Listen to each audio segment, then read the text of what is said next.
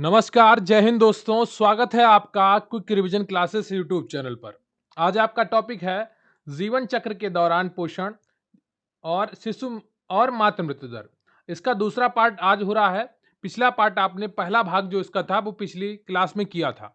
तो इसमें भी आपके कुछ महत्वपूर्ण प्रश्न होंगे जो आपकी परीक्षा के लिए काफ़ी इंपॉर्टेंट है। उन्हें आप करेंगे तो निश्चित रूप से आपका अभ्यास तो होगा ही प्रश्नों का, आपके अंदर एक कॉन्फिडेंस भी डेवलप होगा कि किस तरह से आपके परीक्षा में प्रश्न आ सकते हैं। अगर आपका टारगेट इस भर्ती में अपना स्थान पक्का करने का है तो निश्चित रूप से आपको बहुत ही अच्छी प्रैक्टिस की ज़रूरत है और अच्छी प्रैक्टिस आप अच्छी जगह पर ही कर सकते हैं। हमारे चैनल पर लगातार आपको बहुत ही अच्छे तरीके से तैयारी कराई जा रही है जिससे आपकी सिलेक्शन सुनिश्चित हो सके। तो अगर आप लगातार मेहनत करेंगे तो निश्चित रूप से आपको फायदा मिलेगा आने वाली परीक्षा में।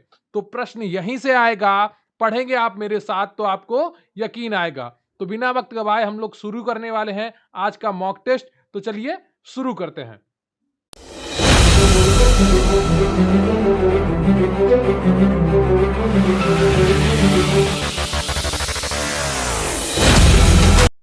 तो इससे पहले कि मैं आपका मॉक टेस्ट शुरू करूं, मैं आपको एक छोटी सी जानकारी देता हूं कि मुख्य सेव का स्पेशल पीडीएफ बैच हमारे चैनल पर चल रहा है जिसकी फीस मात्र 505 रुपए है।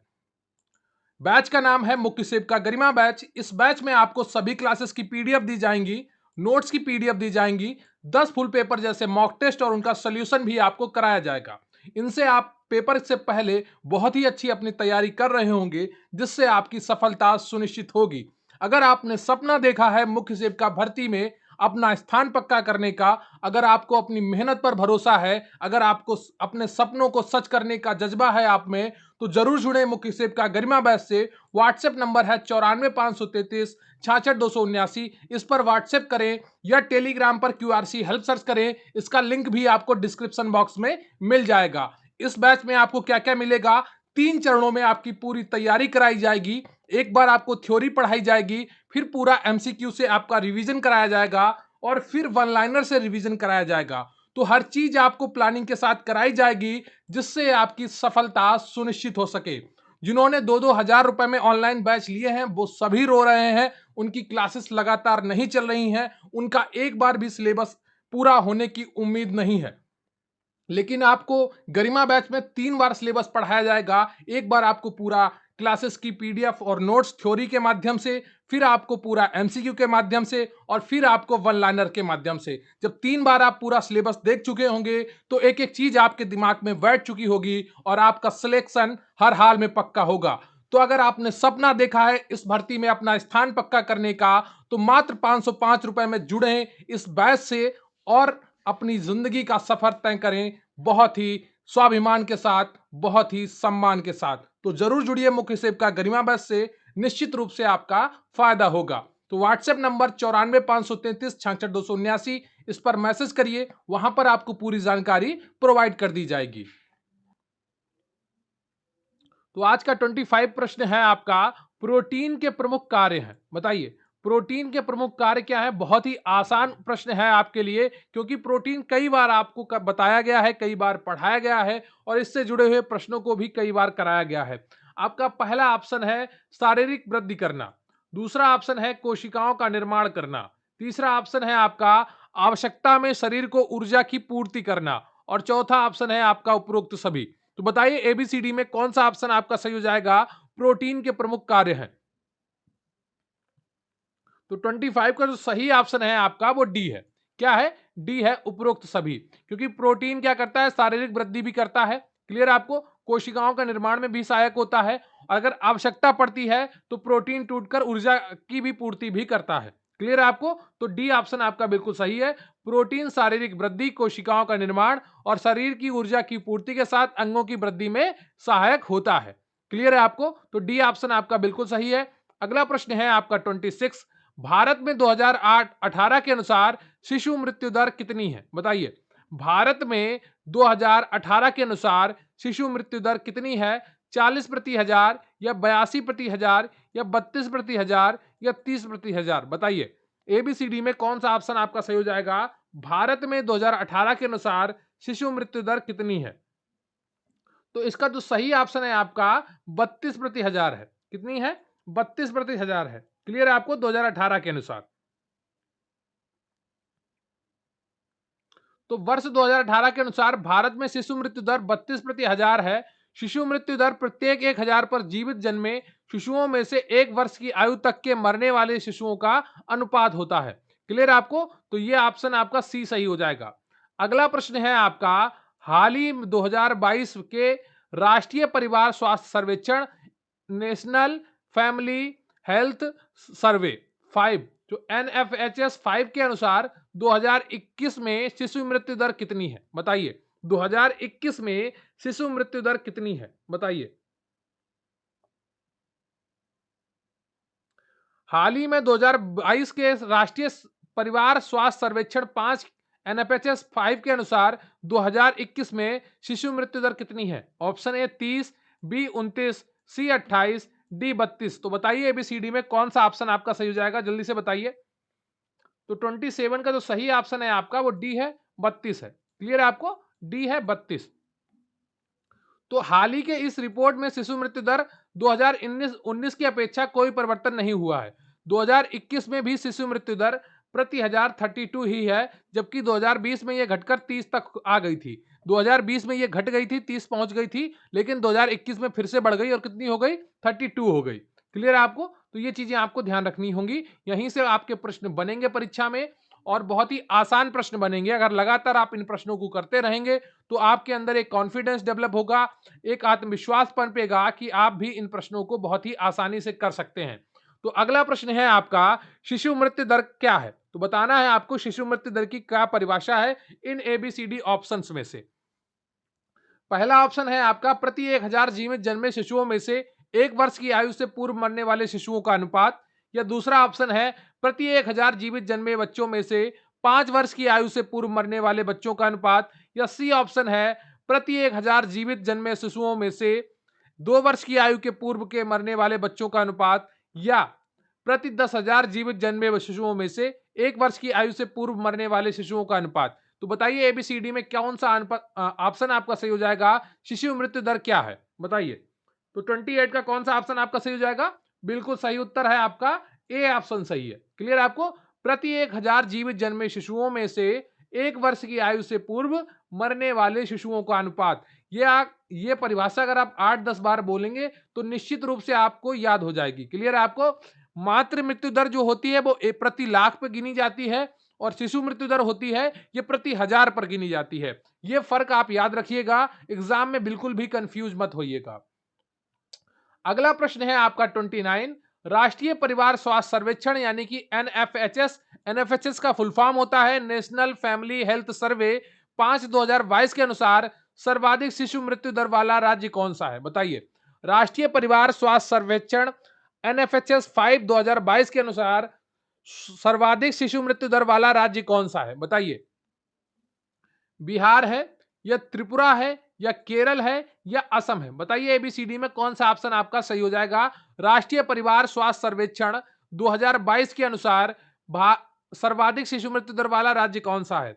अगर आप लोग आज कमेंट में कहेंगे तो मैं आपको एक अलग से वीडियो बनाकर राष्ट्रीय परिवार स्वास्थ्य सर्वेक्षण 2022 करवा दूंगा, लेकिन आप अगर कमेंट करके इसकी मांग करेंगे तभी मैं कराऊंगा। तो कमेंट करके जरूर बताइएगा कि आप राष्ट्रीय परिवार स्वास्थ्य सर्वेक्षण पढ़ना चाहते हैं। प्रश्न है आपका, ए बिहार, बी त्रिपुरा, सी केरल, डी असम। तो बताइए एबीसीडी में कौन सा ऑप्शन आपका सही हो जाएगा? 29 का जो सही ऑप्शन है आपका वो कौन सा है? ए ऑप्शन आपका बिल्कुल सही है, बिहार। क्लियर है आपको? 29 का कौन सा ऑप्शन सही है आपका? बिहार सही है। तो 2021 के एनएफएचएस 5 सर्वेक्षण में शिशु मृत्यु दर में बहुत कमी नहीं हुई है। इसमें बिहार राज्य सर्वाधिक शिशु मृत्यु दर वाला राज्य हो गया है, जिसकी मृत्यु दर 47/1000 है, जबकि 2018 में मध्य प्रदेश का उच्च स्थान था। क्लियर है आपको? अब आप सोच रहे होंगे कि यहां पर 2022 लिखा है लेकिन यहां पर 2021 लिखा है ना? तो ये रिपोर्ट तो 2021 की है, लेकिन आया कब है? 2022 में आया है। क्लियर है आपको? तो ये आप ध्यान रखिएगा, रिपोर्ट ये 2021 की ही आई है ना? तो 2022 में जारी हुई इसलिए उसके आगे 2022 लिखा है। अगला प्रश्न है आपका 30वां, एनएफएचएस 5 रिपोर्ट 2022 में सबसे कम शिशु मृत्यु दर वाला राज्य कौन सा है? बताइए। एनएफएचएस रिपोर्ट 2022 में सबसे कम शिशु मृत्यु दर वाला राज्य कौन सा है?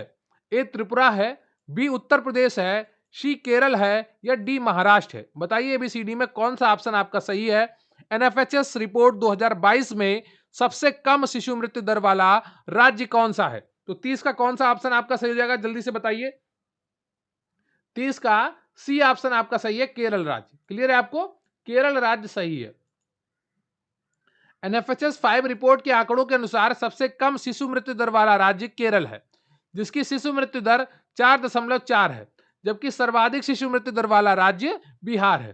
क्लियर है आपको? तो ये ऐसे छोटे छोटे आंकड़े हैं जो आपको याद रखने पड़ेंगे, क्योंकि यहां से आपकी परीक्षा में प्रश्न बनेंगे, हर हाल में बनेंगे। क्लियर है आपको? अगला प्रश्न है आपका, शिशु मृत्यु दर के सर्वाधिक मामले किन विशेष क्षेत्रों में पाए गए हैं? बताइए, शिशु मृत्यु दर के सर्वाधिक मामले किन विशेष क्षेत्रों में पाए गए हैं? ऑप्शन ए है आपका ग्रामीण क्षेत्रों में, बी है शहरी क्षेत्रों में, सी है दोनों में समान रूप से और डी है उपयुक्त में से कोई नहीं। बताइए, शिशु मृत्यु दर के सर्वाधिक मामले किन विशेष क्षेत्रों में पाए गए हैं? तो 31 का जो सही ऑप्शन है आपका, ये ग्रामीण क्षेत्रों में है। क्लियर है आपको? ग्रामीण क्षेत्रों में जो शिशु मृत्यु दर है लगभग 36 प्रति हजार तक है। क्लियर है आपको? 36 प्रति हजार तक है ग्रामीण क्षेत्रों में। तो ये चीजें आपको ध्यान रखनी होगी। और शहरी क्षेत्रों में 23। क्लियर है आपको? शहरी क्षेत्रों में 23 प्रति हजार तक है। तो शिशु मृत्यु दर के सर्वाधिक मामले ग्रामीण क्षेत्रों में लगभग 36 प्रति हजार पाए जाते हैं। ठीक है, क्योंकि ग्रामीण क्षेत्रों में स्वास्थ्य सुविधाएं तथा स्वास्थ्य जागरूकता की कमी है, जबकि शहरी क्षेत्र में शिशु मृत्यु दर लगभग 23 प्रति हजार है। कितनी है? 23 प्रति हजार है। यह बात आपको समझ के रखनी होगी। क्लियर है आपको? अगला प्रश्न है आपका, भारत में मातृ मृत्यु दर वर्ष 2019 के अनुसार है। बताइए, भारत में मातृ मृत्यु दर वर्ष 2019 के अनुसार है। बताइए कितनी है? ए 109 है, बी 59 है, सी 103 है, डी 113 है।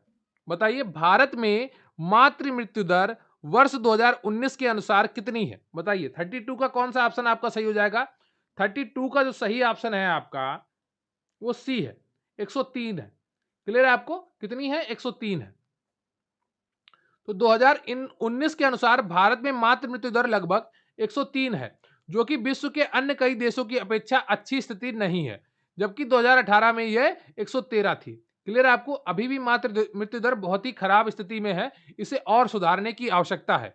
मातृ मृत्यु दर क्या है? बताइए, अभी मैंने थोड़ी देर पहले आपको मातृ मृत्यु दर की परिभाषा बताई थी। बताइए कौन सा ऑप्शन आपका सही हो जाएगा? प्रति 100 जीवित बच्चों के जन्म पर होने वाली माताओं की मृत्यु, या प्रति 1000 जीवित बच्चों के जन्म पर होने वाली माताओं की मृत्यु, या प्रति 1 लाख जीवित बच्चों के जन्म पर होने वाली माताओं की मृत्यु, या प्रति 10,000 जीवित बच्चों के जन्म पर होने वाली माताओं की मृत्यु। तो बताइए एबीसीडी में कौन सा ऑप्शन आपका सही हो जाएगा? मातृ मृत्यु दर क्या है? बताइए।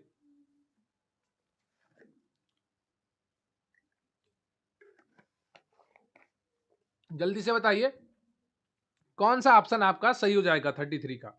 तो 33 का जो सही ऑप्शन है आपका, वो सी है। क्लियर है आपको? प्रति 1 लाख जीवित बच्चों के जन्म पर होने वाली माताओं की मृत्यु। क्लियर है आपको? तो सी ऑप्शन आपका बिल्कुल सही है। अगला प्रश्न है आपका, शिशु मृत्यु दर में कमी लाने वाले राज्यों में से कौन सा राज्य शामिल नहीं है? बताइए, शिशु मृत्यु दर में कमी लाने वाले राज्यों में से कौन सा राज्य शामिल नहीं है? ऑप्शन ए है आपका सिक्किम, बी है असम, सी है बिहार, डी है गोवा। तो बताइए एबीसीडी में कौन सा ऑप्शन आपका सही हो जाएगा? शिशु मृत्यु दर में कमी लाने वाले राज्यों में से कौन सा राज्य शामिल नहीं है? तो इसका सही उत्तर हो जाएगा आपका 34 का सी ऑप्शन, बिहार। क्लियर है आपको? बिहार राज्य को छोड़कर अन्य तीनों राज्यों गोवा, असम व सिक्किम ने शिशु मृत्यु दर में सुधार किया है। क्लियर है आपको? अगला प्रश्न है आपका 35। एनएफएचएस 5 रिपोर्ट 2022 के अनुसार भारत में बच्चों में सर्वाधिक टीकाकरण की दर किस राज्य में है? बताइए, एनएफएचएस 5 रिपोर्ट 2022 के अनुसार भारत में बच्चों में सर्वाधिक टीकाकरण की दर किस राज्य में है? ए उड़ीसा, बी पश्चिम बंगाल, सी उत्तर प्रदेश, डी तमिलनाडु। बताइए कौन सा ऑप्शन आपका सही है।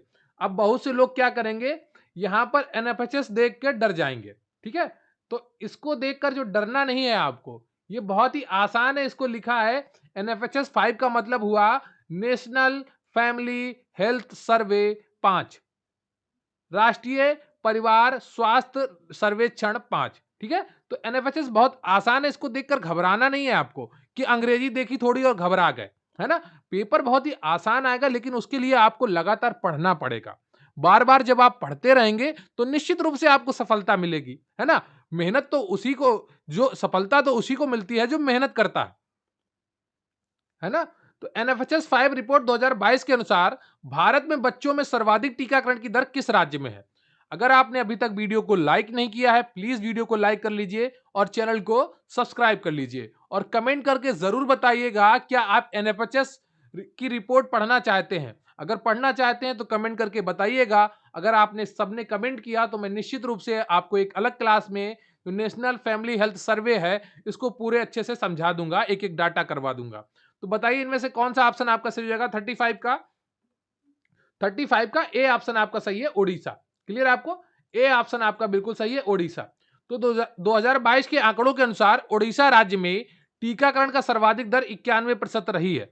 यानी कि 91% लोगों में जो जो पात्र लोग थे उनको टीकाकरण हुआ है, जबकि तमिलनाडु में 89% और पश्चिम बंगाल में 88% टीकाकरण हुआ है।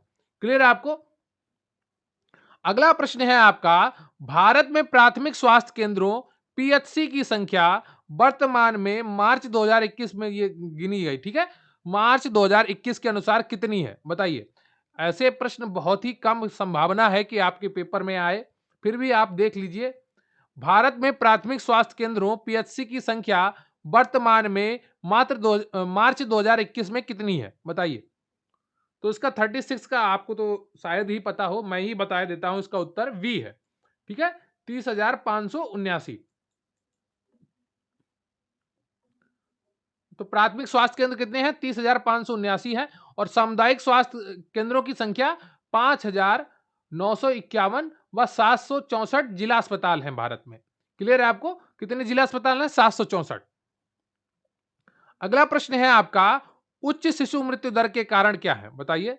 उच्च शिशु मृत्यु दर के कारण क्या है। ऑप्शन ए है आपका अपर्याप्त डॉक्टर, बी है अस्पताल में प्रसव सुविधा का अभाव, सी है प्रशिक्षित दवाइयों की कमी और डी है उपयुक्त सभी।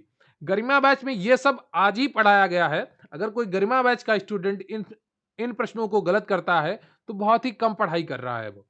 आप लोगों के लिए इतना अच्छा डाटा लिया जा रहा है, कहीं पर भी किसी भी किताब में शिशु मृत्यु दर और मातृ मृत्यु दर के बारे में पूरा डेटा नहीं दिया गया है। किसी किसी किताब में तो दिया गया ही नहीं है। घटना चक्र जो नई किताब आई है उसमें भी नहीं दिया गया है।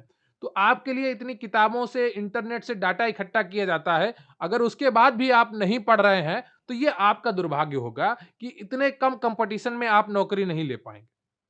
समझ रहे हैं ना। बताइए, उच्च शिशु मृत्यु दर के कारण क्या है। अपर्याप्त डॉक्टर है, या अस्पताल में प्रसव सुविधा का अभाव है, या प्रशिक्षित दाइयों की कमी है, या उपयुक्त सभी। 37 का कौन सा ऑप्शन आपका सही हो जाएगा। 37 का डी ऑप्शन आपका बिल्कुल सही है, उपयुक्त सभी। अपर्याप्त डॉक्टर भी एक कारण होता है और अस्पताल में प्रसव सुविधा का अभाव भी एक कारण होता है और प्रशिक्षित दाइयों की कमी तो कारण होता ही है। क्लियर है आपको। अगला प्रश्न है आपका, शिशु मृत्यु के कारणों में से निम्न में से कौन सा नहीं है बताइए। शिशु मृत्यु के कारणों में से निम्न में से कौन सा कारण नहीं है।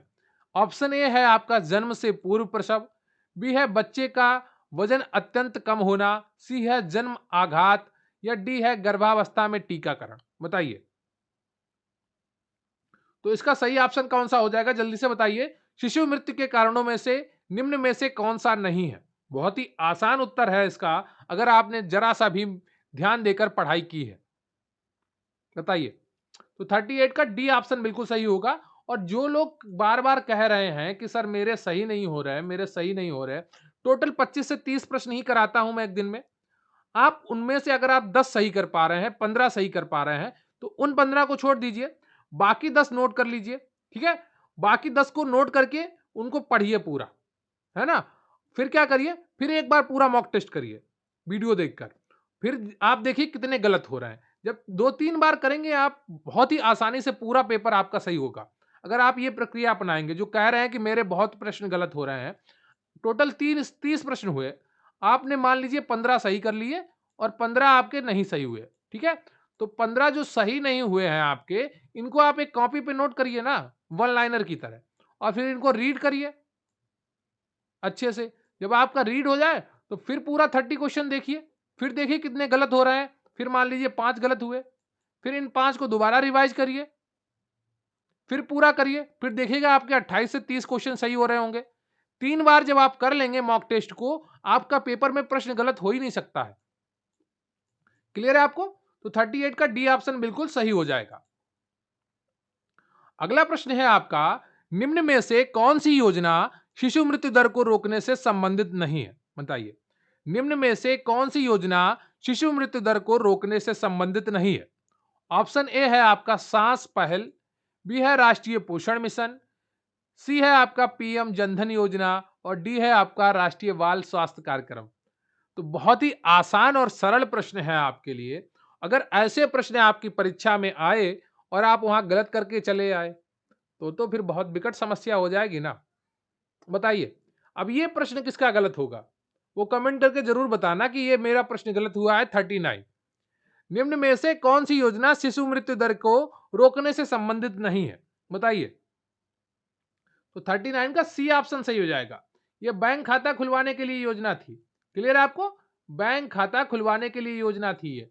सी ऑप्शन आपका बिल्कुल सही है, पीएम जनधन योजना। अगला प्रश्न है आपका, बच्चे के जन्म के कितने सप्ताह के अंदर माता की मृत्यु को मातृ मृत्यु दर कहा जाता है? बताइए।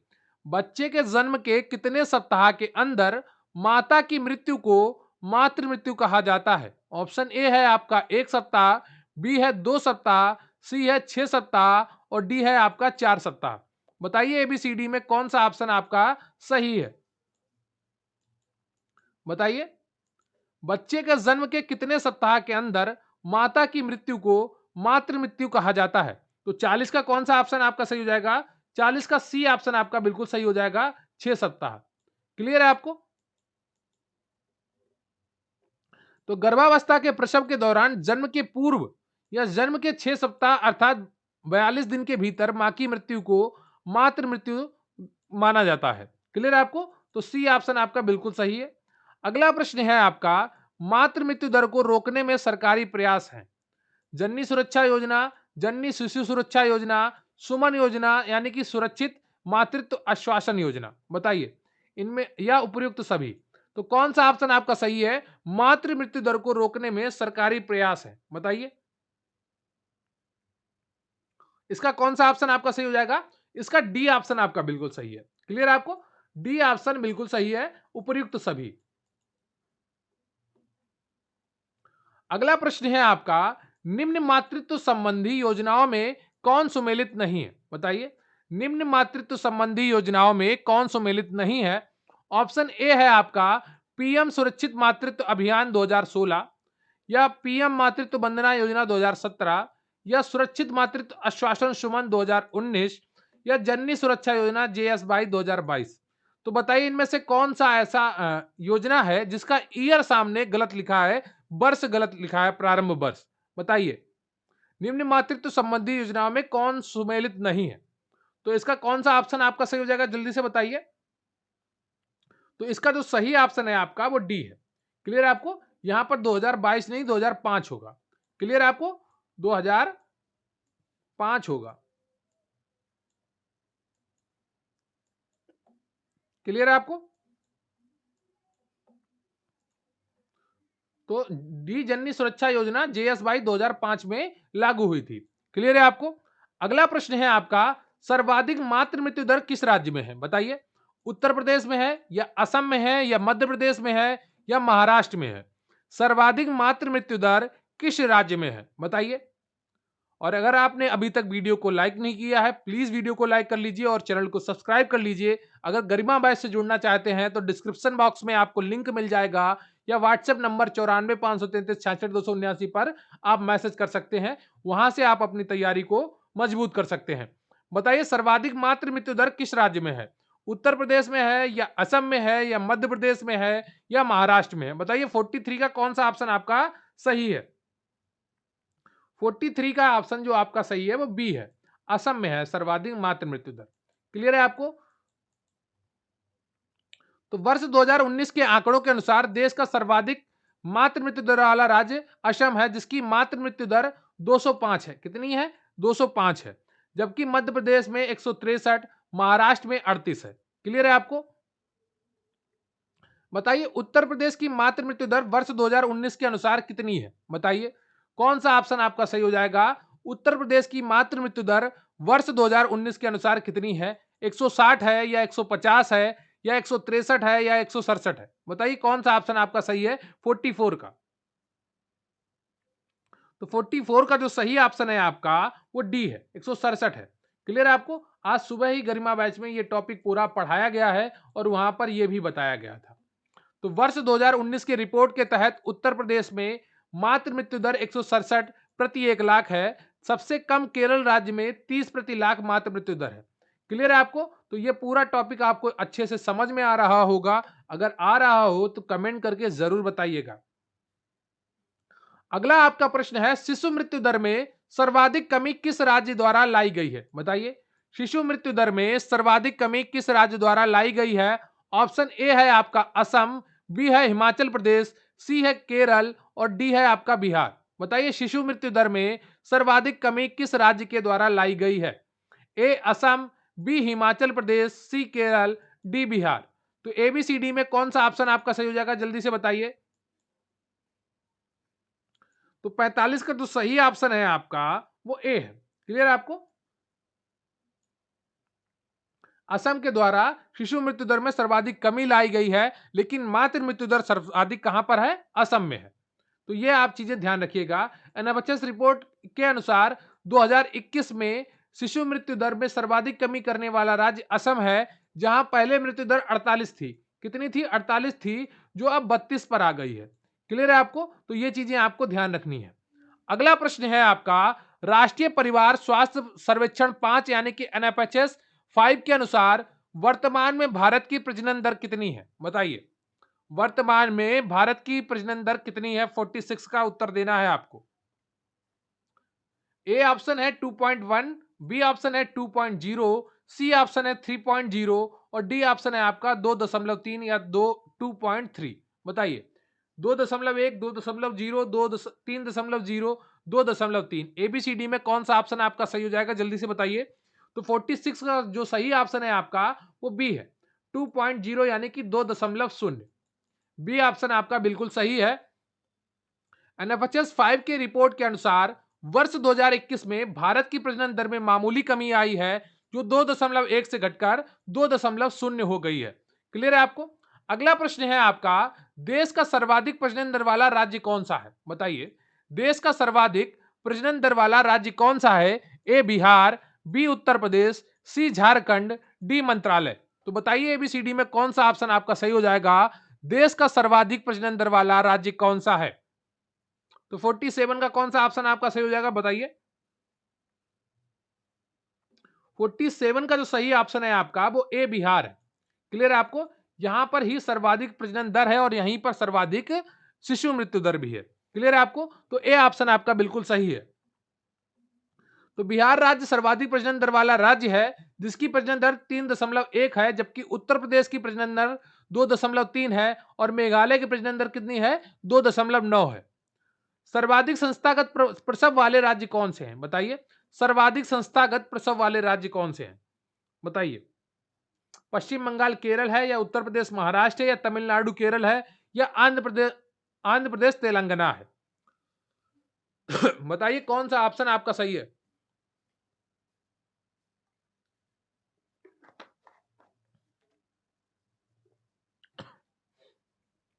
एबीसीडी में कौन सा ऑप्शन आपका सही होगा 48 का? तो 48 का जो सही ऑप्शन है आपका वो तमिलनाडु केरल है। ज्यादातर स्वास्थ्य के जो मामले हैं उनमें केरल अव्वल होता है। क्लियर है आपको? यहाँ पर स्वास्थ्य सुविधाओं पर काफी कार्य किया गया है और सी ऑप्शन आपका बिल्कुल सही है। अन्य राज्यों में भी इसी तरह स्वास्थ्य सुविधाओं पर कार्य करना चाहिए, क्योंकि स्वास्थ्य क्या होती है? व्यक्ति की पहली जरूरत है। अगर इंसान को इलाज और खाना मिल जाए और पहनने को कपड़े मिल जाएँ, रहने को घर मिल जाए तो उसकी ज़रूरतें पूरी हो जाती हैं, है ना? फिर आदमी के शौक पैदा होते हैं। 4 चीज़ें इंसान की ज़रूरतें होती हैं, दवाई, खाना और कपड़े और मकान। क्लियर है आपको? तो सी ऑप्शन आपका बिल्कुल सही है यहाँ पर। सर्वाधिक संस्थागत प्रसव वाले राज्य कौन से हैं? तमिलनाडु, केरल। तो बच्चों का प्रसव सरकारी या निजी अस्पताल में या फिर किसी अन्य स्वास्थ्य सुविधा केंद्रों पर कराना संस्थागत प्रसव कहलाता है। संस्थागत प्रसव की परिभाषा क्या है कि बच्चों का प्रसव सरकारी या निजी अस्पताल में या फिर किसी अन्य स्वास्थ्य सुविधा केंद्र पर कराना संस्थागत प्रसव कहलाता है। क्लियर है आपको? तो ये रहा आपका जीवन चक्र के दौरान पोषण, शिशु और मातृ मृत्यु दर से जुड़ा हुआ पार्ट 2।